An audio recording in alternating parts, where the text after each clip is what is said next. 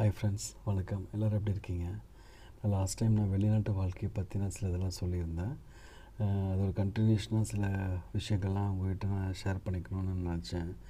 இப்போ என்னென்னா, எல்லோரோட எய்மும் வந்து பார்த்திங்கன்னா, நம்ம வெளிநாட்டில் போய் சம்பாதிச்சு நல்லா காசு சேர்த்து வச்சுட்டு ஃபேமிலியில் இருக்கிற கஷ்டத்தையெல்லாம் வந்து சால்வ் பண்ணணும் அப்படிங்கிறது தான் எல்லோரோட திங்கிங்கும். ஆனால் நான் கண்கூட பார்த்துட்டு இருக்கிற சில விஷயங்கள்லாம் பார்த்திங்கன்னா, எனக்கு ரொம்ப மனசு சங்கடப்படுத்தி அதை வந்து என்ன சொல்கிறது, என்னால் எதுவும் அவங்களுக்கு ஹெல்ப் பண்ண முடியல அப்படிங்கிற நிலமையில் இருக்கும்போது நம்மளுக்கு மனசுக்கு கஷ்டமாக இருக்குது. ஆக்சுவலாக என்னென்னு கேட்டிங்கன்னா, நிறைய பேர் வந்து ஃபாரின் ஜாபுக்காக வந்து தேடிட்டுருக்காங்க. யாரோ ஒரு ஏஜென்ட் மூலிமா வந்து அந்த ஒரு ஜாபை வந்து ரெடி பண்ணுறாங்க.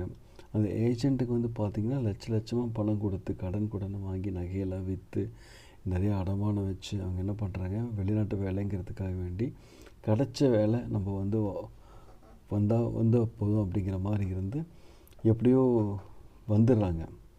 ஆக்சுவலாக அவங்க படித்தது வந்து பார்த்திங்கன்னா நல்லா படிச்சிருப்பாங்க, டிகிரி இன்ஜினியரிங்லாம் படித்து முடிச்சிருப்பாங்க.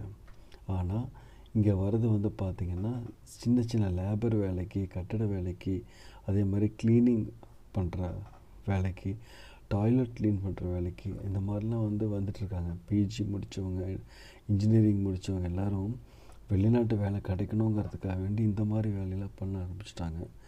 அப்போது அதெல்லாம் பார்க்கும்போது மனதுக்கு நமக்கு ரொம்ப கஷ்டமாக இருக்குது. அதுவும் ரொம்ப கஷ்டப்படுற வேலை அவங்களுக்கெல்லாம். இப்போ கட்டட வேலை பண்ணுறவங்கலாம் பார்த்திங்கன்னா, இங்கே இருக்கிற சம்மர், அது கல்ஃப் கண்ட்ரியில் சம்மர் எப்படி இருக்குன்னு எல்லாருக்குமே தெரியும். அந்த சம்மரில் கஷ்டப்பட்டு அவங்க வந்து வேலைக்கு போய் அதிலும் பார்த்திங்கன்னா நிறையா வருமானம் கிடையாது, கம்மி வருமானம் தான்.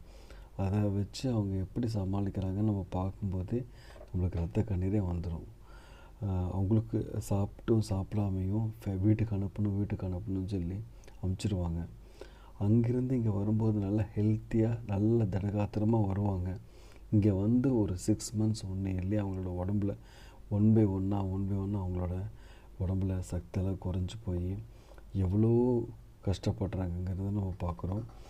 அதே மாதிரி பார்த்திங்கன்னா அவங்க மனநிலையும் பாதித்து, ஹெல்த்தும் பாதித்து, கடைசியில் வந்து அவங்களால வேலை பண்ண முடியல அப்படிங்கிற சூழ்நிலையில் வரத்துக்கு ஆகுது. அதெல்லாம் நம்ம வந்து அவாய்ட் பண்ணணும் அப்படின்னா, நம்ம ஊர்லேயே வந்து நல்ல வேலை கிடச்சிதுன்னா எப்படியாவது பார்த்து அங்கே ஃபேமிலியோடு நம்ம சேர்ந்து இருக்கோம், ப்ளஸ் வருமானமும் ஒரு ரீசனபிளாக இருக்குன்னா அங்கேயே இருந்துடலாம். அப்படியே இல்லை இங்கே ஃபாரின் ஜாப் தான் வரணுன்னா யாராவது ஒருத்தர் தெரிஞ்சவங்க இல்லை ரிலேட்டிவ்ஸ் அவங்க மூலியமாக அரேஞ்ச் பண்ணி நீங்கள் வந்தீங்கன்னா கொஞ்சம் சேஃபாக இருக்குங்கிறது என்னோடய கருத்து. நாளைக்கு மறுபடியும் பேசலாம். பாய்.